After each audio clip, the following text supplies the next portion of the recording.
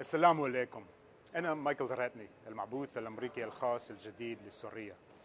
أود في البداية أن أتقدم بتحية إلى الشعب السوري وأعبر عن التزامي العميق ببذل كل ما بوسعي للمساعدة في تعزيز فرص السوريين لتحقيق المستقبل الآمن والشامل والمزدهر الذي طلبتم به منذ عام 2011.